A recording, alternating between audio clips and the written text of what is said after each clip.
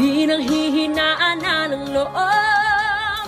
Gusto ko nang bumitaw, ngunit ayaw pa ng puso.